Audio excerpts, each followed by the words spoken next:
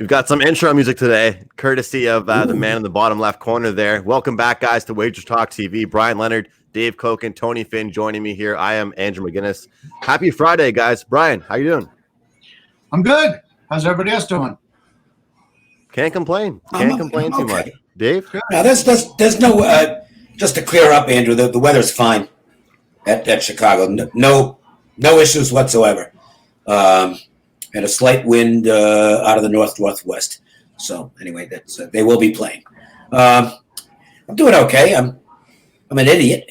I sat here yesterday and talked about the Reds Braves. I mean, the under was just it was free money, and I didn't bet it. I'm stupid.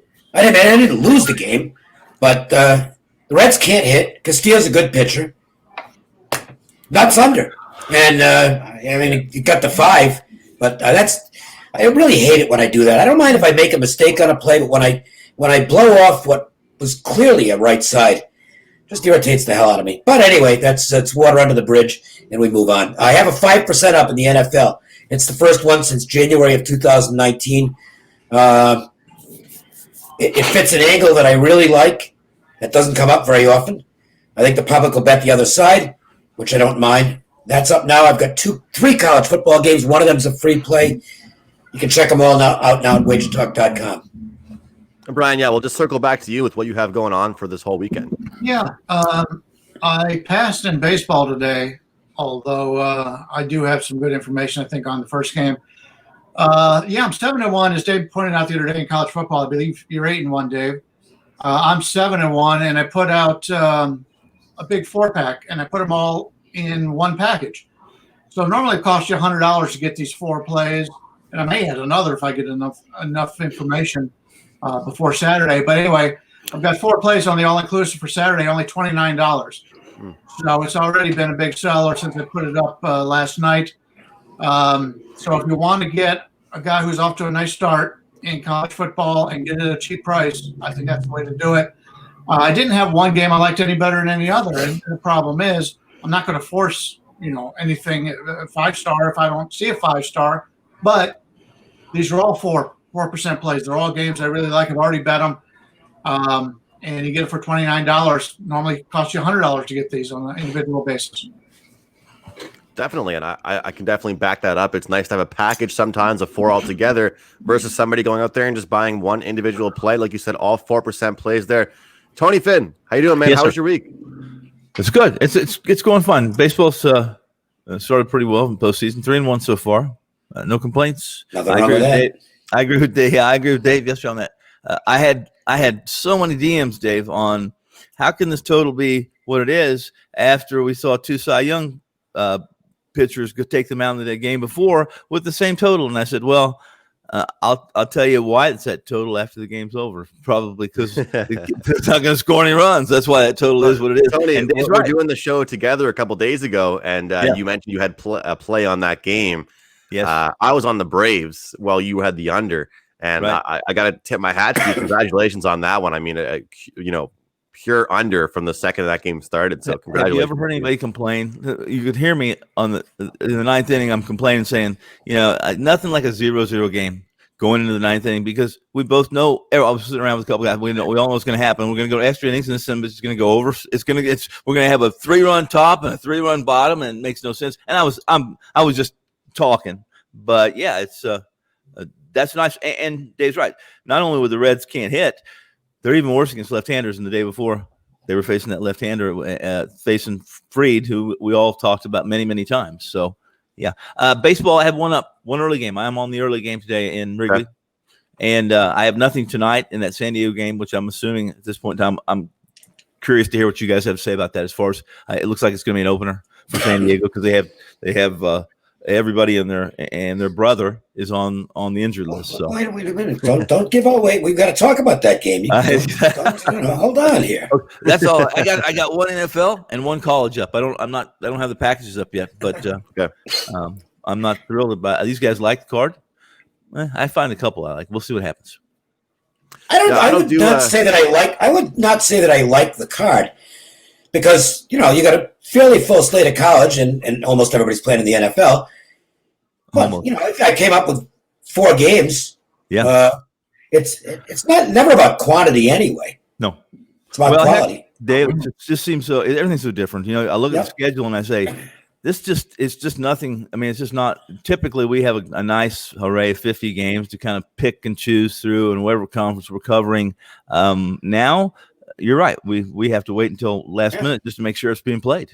I want to know what the number 1 WagerTalk baseball handicapper on return on investment, which happens to be Andrew McGinnis, has going. Are you playing baseball today, and what else do you have? Yeah, thanks, Dave. Just one play, not on the early game.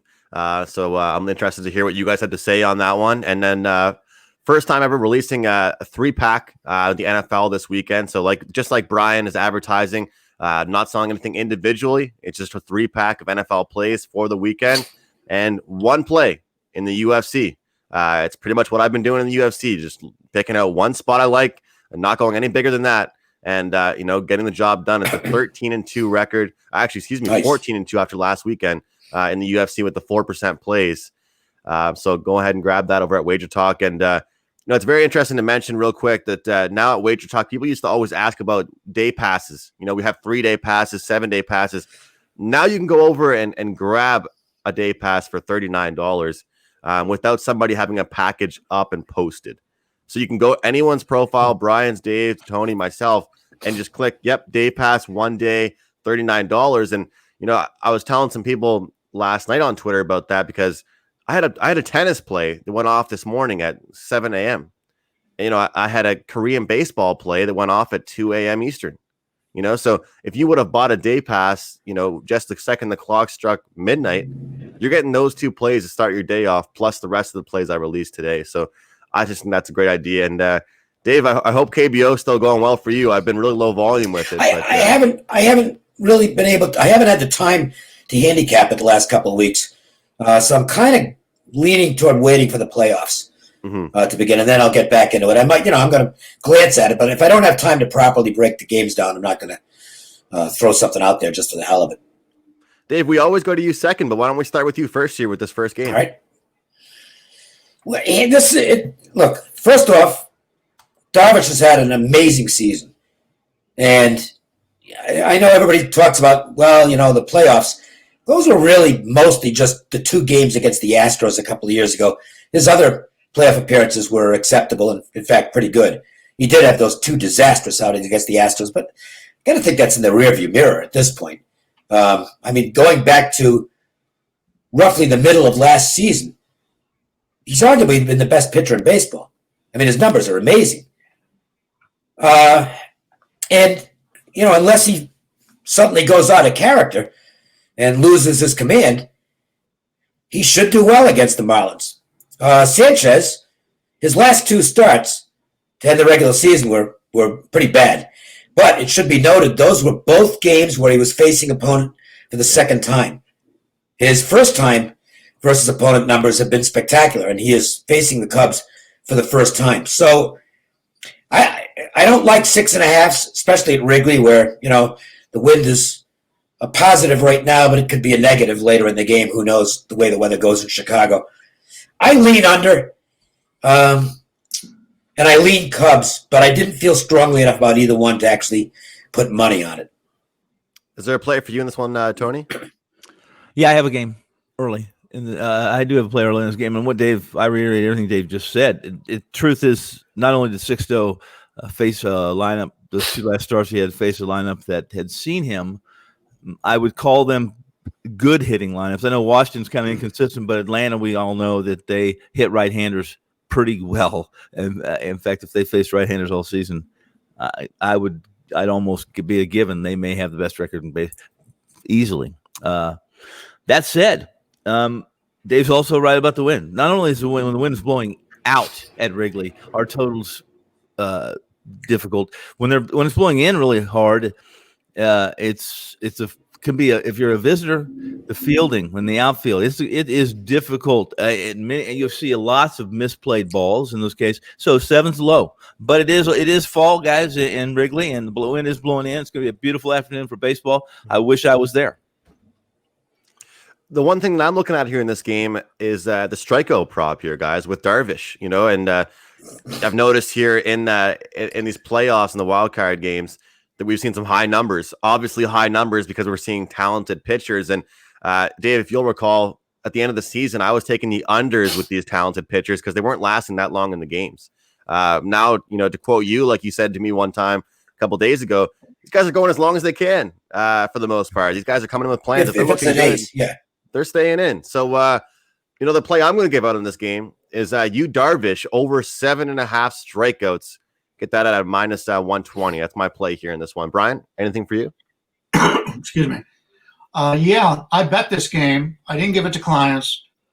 I bet Miami. Dave hit on my major talking points just a couple days ago. My last play in the NBA playoff or MLB playoffs, I gave out St. Louis for game 1. Kim was on the mound for St. Louis. Very similar situation where Kim, the first time he'd faced anybody, he's been great, fantastic. And then once they've seen him before, it hasn't been the same. Same with Sixto. As Dave pointed out, the last 2 starts, he played Atlanta and Washington, 2 teams that had already seen him. But his game scores before that against teams the first time that they've seen him has been excellent. And when you're looking at teams facing right-handers from the WRC Plus league average is 100, Chicago's, I believe, 98, and Miami's a 90, 91, 92. So neither one of them are really terrific against righties. I know Miami's missing their best hitter who was out for the season now, got hit in the hand or whatever the other day. So that's an effect. But I'm looking at this from an emotional standpoint. And Dave he opened up the show talking about free money and the bet he didn't place. Miami's playing with free money. Miami came into the season, no expectations whatsoever. They win game 1. And now they're going against you, Darvish. Nobody thinks they have a prayer. Whereas the Chicago Cubs, their whole season comes down to this game right here. If they don't win this, their season's over. A lot of pressure on the Cubs players here. No pressure at all on Miami. Mm-hmm. Sanchez, first time against Chicago, I think has an advantage. It's just, to me, the line's just too high. To be a $2 favorite at this point with all that pressure on the Cubs, I can't do it. I couldn't give it to my clients because the Cubs are the slightly better team with the better pitcher. But this is just one of those games. I just feel that Miami's coming in free and loose, fat and sassy, as our buddy Marco D'Angelo says. And they come into this game, and it's free money. And I like that. Plus, if you bet the dog, plus, I think I got 185, and they take a 1-0 lead in this game, you could always come back and get out of it if you like something in the game that and play the Cubs. So it's a situation where I'm setting myself up for a nice in-game bet if I need to. But right now, I played Miami plus the big number. I think it's worth it. And Brian, every game's a new game, and I was on that over 6.5 game 1 with the Indians and Yankees, and when you see a low total, sometimes it makes you wonder. And we're seeing 6.5s and 7s here. But you got a talented guy like Darvish. Is there ever a theory like this when you're applying that pressure and you're talking about psychological handicapping that you would look towards total wise? Maybe gripping the bat too tight or anything like that. Yeah, I don't do a lot with. I only probably played 5 totals all season long. I don't think I'd ask about that, but things can change in no time. And Tony, I don't know if it was off air or on air, but he was talking about the games with Cincinnati with the 0 runs, a 13-inning game for Atlanta. You get one team scores a couple runs, and all of a sudden the other team changes the way they hit. In what you're expecting a low-scoring game, you're going to coach it a little bit differently. But then all of a sudden a team scores 3 runs, you got to throw that all out the window, and you got to approach the game a little bit differently. So that's one of the reasons why I like the in-game betting. You could see that if a team is playing, we used to call it the old National League, where you single, steal second, bunt the guy over to third, that kind of thing. That's something that you see to start off games, I think, in some of these games where you got really good pitchers going. But as you mentioned in that Yankees game the other day, once the pitchers got hit, then it opened up and we saw a totally different game. So I think an example of that, Brian, as well, is yesterday's White Sox game, where you've got one team that had a pitcher that came out absolutely throwing bombs, had to leave the game through injury. All of a sudden, they're going through every pitcher they can name. And then, they had 12 stranded throughout the entire game. The A's just looked a little bit more cool and confident. Do they look like the better team throughout the game?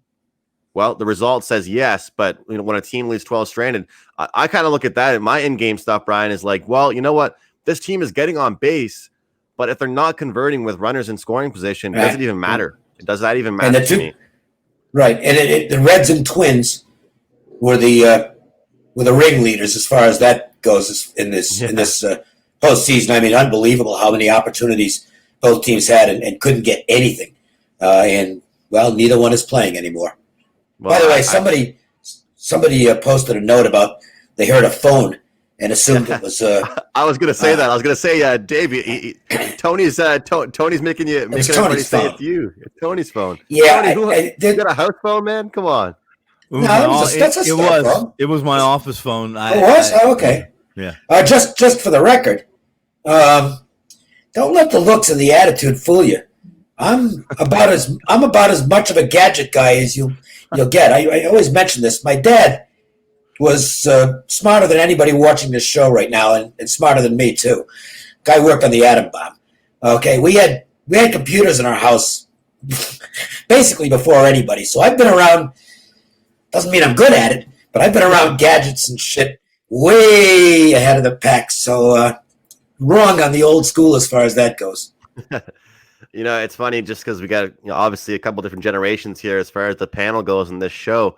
And Dave, I always think to myself, if technology's gotten so crazy since my parents, were around and they were my age, I can only imagine what it's going to be like when I have kids and they're my age right now. Well, I want to stick around for another 20 years just to see some of the cool stuff that's out there. I mean, it's a blast. I love technology. I don't understand a lot of it. How about that? But I think a lot of people can say that, but it's still really fascinating. There's stuff out there, and you guys all know this. Dave's dad, sounds like his dad worked for entities that don't reveal some of the stuff they have. And there's stuff out there right now I wish I knew about. We may never see, Dave, that people don't understand. Well, my dad worked on the Manhattan Project. Right. Okay. He was a physicist, and that's incredible. That stuff remains secret. Oh yeah, he never talked about that. Yeah, stuff. I found that stuff fascinating because the stuff that our government has, as far as technology goes, that they won't share even with us. I'm sure they're afraid to share it with us. The fact is that good reason. Yeah, guys think, well, I have to have a gun to protect myself even from my government. If the government wants to, to put us down, it's not very difficult to do with the technology they have. Yeah, it's funny you guys say that about stuff that goes on that people don't want us to know. But I know a guy that works as far as the Canadian stuff as far as that stuff goes, and we'll be having a conversation at dinner, asking him just general conversation, right? How's work? How's everything going? How's your coworkers?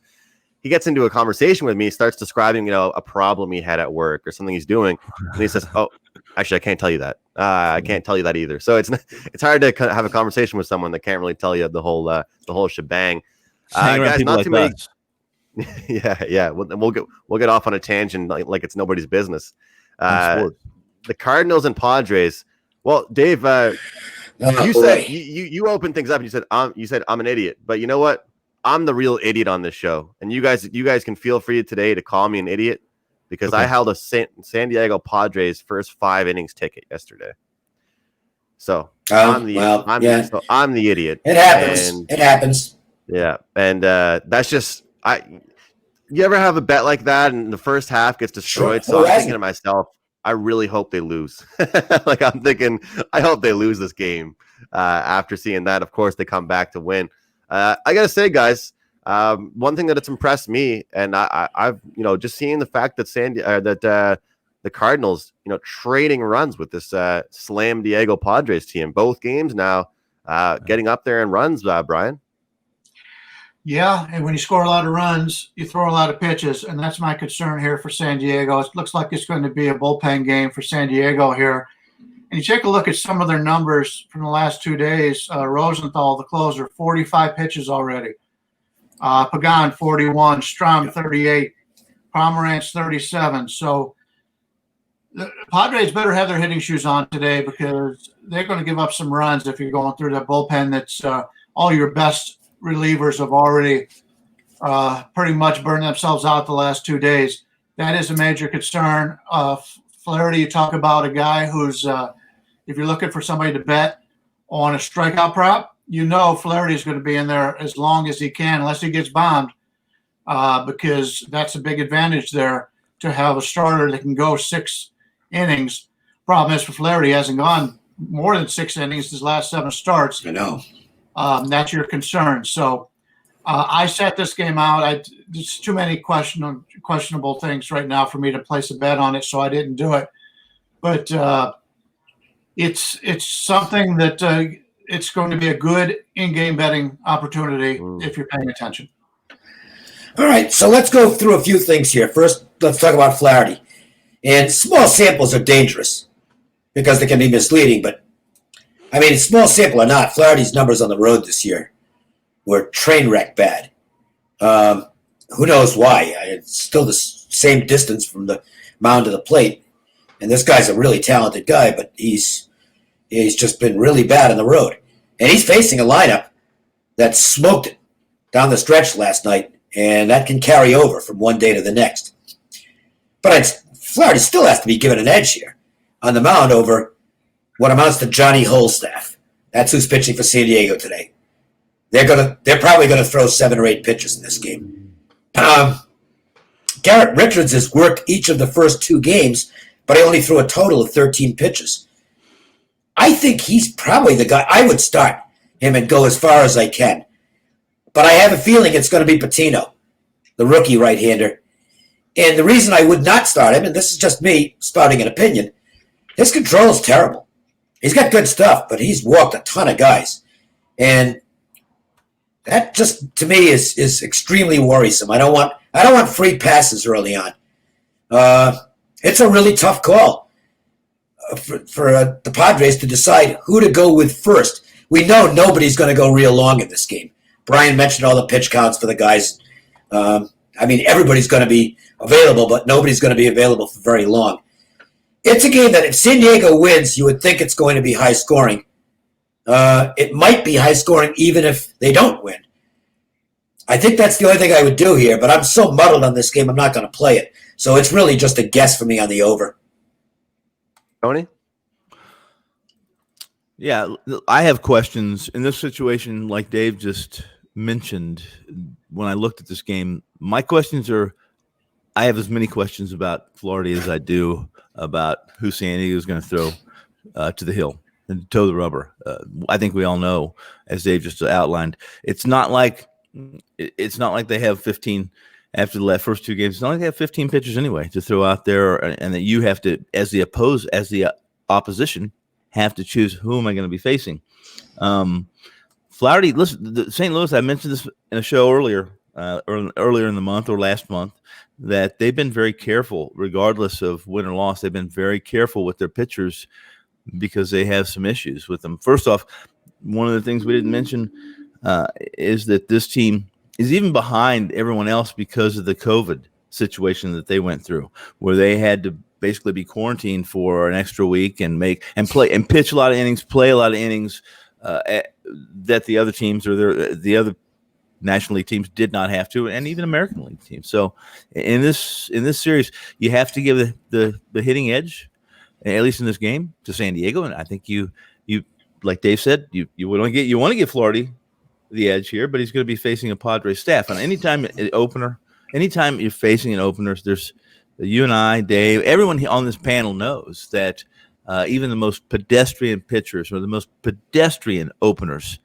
through that line can be successful, just because you have to, as a hitter, sometimes you have to make adjustments every time you're at the plate. It's like facing a hitter for a pitcher for the first time, even if you faced him before. So good game. I'm going to be watching this game. I'm not on this game. Tony, let me ask you this. If you look at the number, like the prices that we've seen, game 1, game 2, and now what we're seeing here, what does that tell you? I mean, what is the first impression here based on these numbers that we're seeing today and the past 2 games? Well, I mean, it depends on the numbers you're speaking of. If you're talking about the totals, are you talking about the money line? Is that The what money you're talking lines. The money line. about? Yeah. Well, first off, Flaherty's going to get St. Louis isn't the Yankees or not the Red Sox as far as public teams go, but St. Louis is it's a public team. I mean, when it comes to championships and history, not that your son maybe knows about St. Louis, but guys our age and the millennials that wander around with a disposable income that are making bets, they know about St. Louis and Whitey and they even know about Whitey Herzog, and I'm going back a little far, but you have to give St. Louis their due. This is a team that's won without talent. This team won with talent, and right now they're a team that I haven't been very good with this year at all. I've played against them, I've played on them, and I would say right now I haven't been very good. What the line tells me typically, if you see something that is not that, guys like us who see the line every day, if we see something that doesn't look right, and even if it's in our favor, at least in my situation, guys, I step back and say I have to look at this game again because something's off. So yeah, I'm just seeing mine right now. My book -128 for the Padres. Yeah. Well, I mean, it is the Padres. Yeah, it's a home. Look what they did offensively yesterday. The line is going up on that game. Mm. Yeah. And for the record, the Padres are a better team than it. Yeah, that's what I mean, Dave. Though 2 games, though, I at first I was laying -160, 165. Well, yeah, but you're not. You had starting pitchers in the game for San Diego. You had Paddock, who might be overrated, but nevertheless, Paddock versus Kim, you were going to see a price. Yeah. Second game, you had Davies, who's had a good year, even though he wasn't very good yesterday. But they don't have a pitcher today, and it's a bullpen game against a guy who coming into the season was a Cy Young candidate. Mm-hmm. I get that. So naturally the line's going to be a lot lower, but the money's coming into the Padres. Yeah. For the record, Tony, I'm not sure if I think you said your son. When I said the whole thing about my kids, I don't actually have kids now. I mean, like when I do have kids, I'm looking forward to seeing what the technology world is. I worry about myself right now. I don't think I'd be able to look after any little ones running around. Definitely. Johnny and Kelly and Marco and all of them call me the kid of WagerTalk already. So it sounds like I'm not really in position to have kids. Well, you are a kid. If you're younger than me, you're a kid. So, yeah, I want to mention one other thing if we could. Dave mentioned the other day something that most analysts, most handicappers, when they get on whether their TV network or TV channel is or their podcast, don't mention. And this Cubs game also as well. We mentioned, Dave, the other day you were mentioning about shadows. The one thing about Chicago and Wrigley Field, when you start a game at basically it's an afternoon game, late in the game the shadows are absolutely brutal on the hitters. So if you have any lean and you even if you don't like the bullpen per se of Miami or Chicago, when you get into this is the game. The start today is what? It's what is it? It's I guess it's 11 Pacific, which would be 2 Eastern. A 2 Eastern start at Wrigley. When you hit the 8th and 9th inning, late afternoon, this time of year, shadows are treacherous for hitters. And I do believe, Tony, we have some viewers of this show now around my parts of town. So 3 p.m. Atlantic time for anybody that knows what that time zone is. Brian, any closing thoughts from you? No, not at all. It's a tough day for me overall. Obviously, when you only got 2 games, it's tougher to give out a play, and I'm not going to force anything. But other than that Miami bet, which I'm going to play with as the game goes on, that's all I've got. Dave, somebody asked if you tried the new spicy nuggets at McDonald's. I don't know. I'm kind of a sissy when it comes to spicy now. What's McDonald's? No, the chicken nuggets are they're not bad, but I don't go for the spicy anymore. Not unless I want to have Tums for dessert. Although a good chipotle sauce, I'll go for I'll suffer the Tums if I have to for a really good chipotle sauce. I'm quite the opposite of that. There's a spot in town for anybody who comes to Las Vegas. It's a local spot. It's called Juan's Flaming Fajitas. It's on the west side of town, and they've got a shrimp chipotle dish that is it is just absolutely amazing. So if you come to San Diego, everybody knows Vegas. The west side of town where Dave lives is the rich part of town. So I can't go there. They won't let me in. Well, that's probably accurate. But Tony, let me ask you this. Juan's Flaming Fajitas, and I know the guy who owns the place. He's a great guy. and you will absolutely love it. It's not fancy either, but you got to make reservation. Let me guess. Is his name Juan? His name is Juan. Wow. I met him years ago when What are he the odds? was a food server at another Mexican restaurant in town, and decided to open his own place because he developed quite a following at that restaurant, and that turned out to be a really successful move because, his place is exceedingly popular, and with good reason. The food is authentic, and it is just delicious. I forgot to mention I do have an NBA play up for tonight, and I wanted to ask Tony because I think, Tony, this isn't really anything about that would give away a play for you or anything. I don't care. More than likely. Could we potentially see a final sweep? Yes, absolutely. In fact, Especially with these injuries? Yeah, I wouldn't listen. I don't think that. In fact, right now, take a look at if you look at the props for a 4-0 series for the Lakers. I think you would find you might be surprised unless you're paying attention. It doesn't surprise me a bit. So that said, yeah, answer questions. Absolutely, we can see that. Okay, I'll mention the college football game since I didn't play it. My projection on the game was BYU minus 19. Yeah. So there does appear to be some good value on Louisiana Tech. I did not play it because I tend not to play big dogs that I don't think have any chance to win the football game, and they can get run out late. But I would not be laying the points in this game. BYU, you're paying a price because of how impressive BYU has been in their first two games, and there's no arguing against that. Maybe they are that good, but you're paying through the nose if you want BYU in this game. So you couldn't be more right, Dave. That's listen, BYU. They'd have to play somebody else other than who they've played to prove to me that they're. I have some questions, but I think Belichick's a live dog there. I would think so. That number they have. I agree, but I still put $0 on it. So. Yeah, everybody I know has this as an inflated number because of how well BYU's played. And you talked earlier about being stupid and not betting something.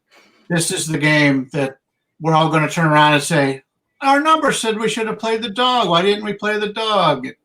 So I don't see. I won't say that here if they unless it's really close all the way and it's like shit. But a game like this, I worry, especially BYU. Kind of saw it last week against Troy. They don't have a great schedule, and they're trying to impress as many people as they can. Yeah, and they showed no hesitation in trying to keep scoring last week against Troy. And I would suspect with a national TV audience, because it's the only game in town, if they get a chance to win this by 30, they're going to do it. We'll see what Louisiana Tech offers. Louisiana Tech's better than what they've shown in the first two games. They should step up their play tonight. But again, it's my philosophy, even on value spots where it's a big underdog, is to kind of leave the game alone because they can often get out of hand. But for those who want to play my projections, I back Louisiana Tech as far as the projections go. BYU has never shied away. They've never shied away from scheduling difficult games, and they lost a couple of those difficult games. As yes, Dave they did. just mentioned. Yep. Yeah. So that's a good point. Very good. We'll wrap things up, guys. Heading into the weekend, no shows in the weekend potentially. Have a great weekend to all of you guys out there. Very loyal viewership here on First Pitch Show. It's a pleasure to host this with all these great handicappers. Brian Leonard, Dave Koken, Tony Finn. We got college football action up, NFL action up, NBA, UFC, even a little bit of Korean baseball. We'll always keep you on your toes with our picks. Guys, have a great weekend. Take care, and I'll see you guys on Monday.